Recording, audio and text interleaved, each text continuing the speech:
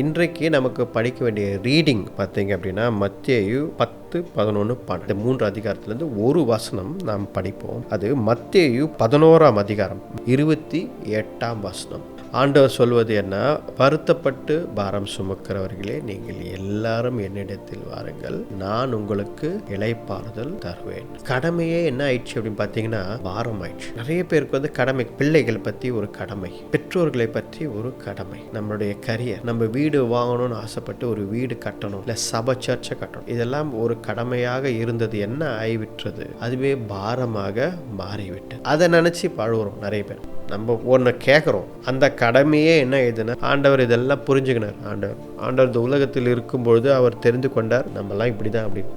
பாருங்க, come to மீன்றார். முதலாவது என்னிடத்தில் வாருங்கள். ஆண்டவர் என்ன எதிர்பார்க்கிறான்னா, ஒவ்வொரு நாளும் நீ மாறிக்கொண்டே வர வேண்டும், கர்த்தரிடத்தில் நெருங்கி கொண்டே வர வேண்டும். ஆண்டவரை பற்றி கொண்டு ஜீவிப்பதற்கு ஒரு சாட்சி உள்ள வாழ்க்கை ஒவ்வொரு நாளும் நீ மாறிக்கொண்டே வரணும். Every day there should be a progress in your life. வருத்தப்பட்டு பாரம் சுமக்கிறவர்களே, உலகத்தை தேடி ஓடுங்கள். பொன்னையோ பொருளையோ கடனை அடைப்பதற்காக, உங்கள் சமாதானத்திற்காக இதை செய்யுங்கள் அதை செய்யுங்கள் என்று உலகம் நிறைய விஷயத்த சொல்லும். இங்க நிம்மதியான இடம் இருக்கிறது, இந்த நிம்மதியான ஒரு வாழ்க்கை இருக்கிறது, இந்த பேக்கேஜ் பார்த்தீங்கன்னா இது நிம்மதியாக இருக்கும் உங்களுக்கு, இப்படி எல்லாம் நிறைய விஷயங்கள் இருக்கிறது. God can change things. கர்த்தரால் மாற்ற முடியும். கர்த்தரால் இன்றைக்கு இப்பொழுது எல்லா காரியம், இனிமேல் நடக்க போற காரியம் எல்லாவற்றையும் உங்களுக்கு நன்மையாக மாற்றி தர முடியும். கர்த்தரால் கூடாத காரியம் ஒன்றுமில்லை. ஆணித்தரமாக விசுவாசியுங்கள், கர்த்தர் மாற்றி தருவார். அந்த ரெஸ்ட் எங்க இருக்கும்னு பார்த்தீங்கன்னா, ஆண்டவர் இயேசு கிறிஸ்துக்குள்ள இளைப்பாறுதல் ஆண்டவர் இயேசு கிறிஸ்துவிடத்தில் தான் இருக்கிறது.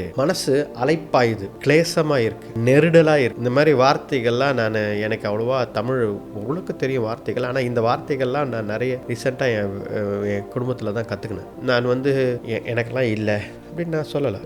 எல்லாருக்கும் ஒரு சூழ்நிலை வரும்பொழுது இந்த மாதிரி ஒரு மனது அலைப்பாய்கிற ஒரு சூழ்நிலை இருக்கும். ஆண்டவரை நெருங்கி போக போக என்ன ஆகுது அப்படின்னா, இன்னும் போராட்டம், பிரச்சனைகள் அதிகமாக ஆகிறது. You can find rest only in Jesus Christ. Jesus Christ is the only solution for you. இன்றைக்கு நீங்கள் புரிந்து கொண்டால் இன்றையிலிருந்து உங்கள் வாழ்க்கை மாறிவிடும். ஏனென்றால் ஆண்டவர் இயேசு கிறிஸ்துவான் ஒரே வழி. ஏனென்றால் இளைப்பாறுதல் அவரிடத்தில் தான் இருக்கிறது. Rest is always with God.